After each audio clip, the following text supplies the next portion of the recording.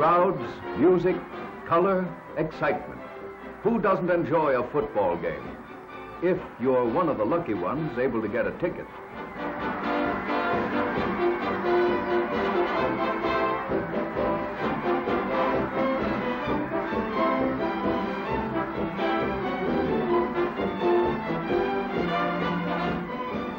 But of course, if you're not, well, it's just too bad.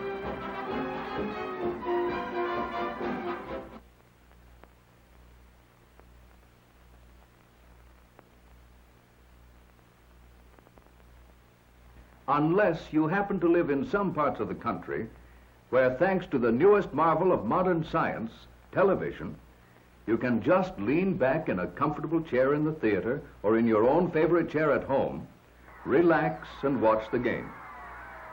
Out at the stadium, the television cameramen are seeing to it that you can follow every detail of the game.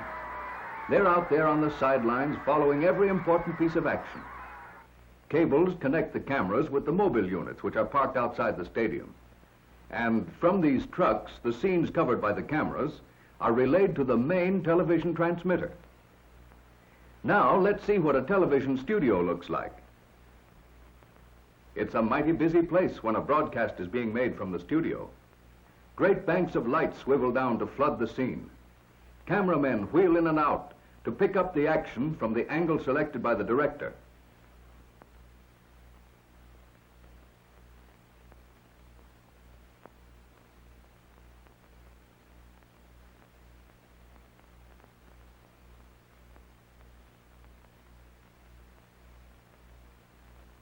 To keep the action continuous while costumes are changed, and while different sets are made ready, and action shown which could not take place on a small stage, portions of some broadcasts are made by projecting prepared motion picture film right into a television camera. Using the same actors and identical sets, the motion pictures are made in advance. The electrician, the cameramen, the studio manager, and the actors are all controlled by the director.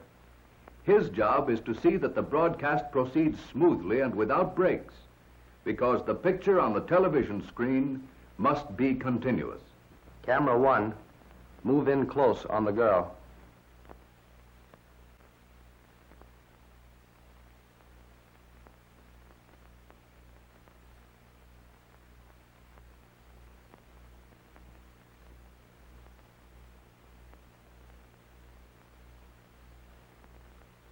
Television and motion pictures are alike, because in both, a series of still pictures is flashed rapidly before our eyes, so rapidly that the memory of each picture lingers long enough so that it blends with the next picture, and the objects in the pictures appear to move.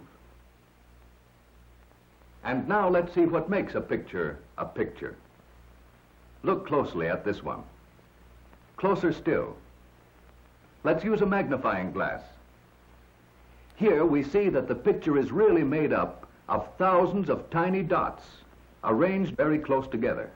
But normally, our eyes don't notice the dots, especially when the picture is being moved. This fact helps to make television and motion pictures possible. Television is simply a way of sending these dots from a transmitting station and putting them together to make a picture on the screen of a receiving set.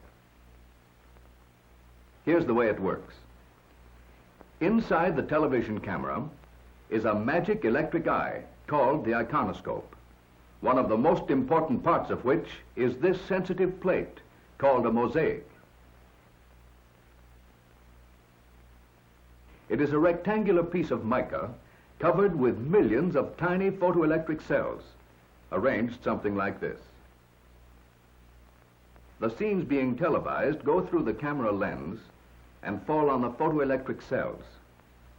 Some of the cells receive lots of light, others very little. Each cell, according to how much light it gets, builds up a corresponding electrical charge. These charges collectively make up an electrical image on the mosaic. These cells with their electrical charges are scanned by a stream of electrons. The scanning beam skips every other line and returns to scan the remainder of the picture, completing 30 pictures a second. Each picture is composed of 525 individual scanning lines.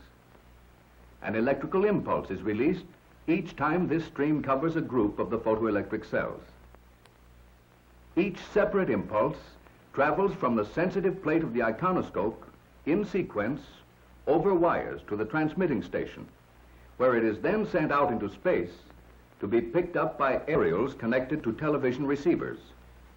Here, the electrical impulses are carried to another magic tube called the kinescope and are used to control another stream of electrons which bombard the face of the kinescope, which is really the viewing screen.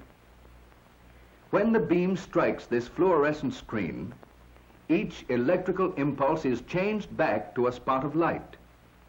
In other words, each spot of light picked up by the mosaic of tiny photoelectric cells in the television camera creates a corresponding spot of light on the receiving screen. It moves back and forth so rapidly, actually more than 2.5 miles per second, that a complete still picture is formed, almost instantaneously.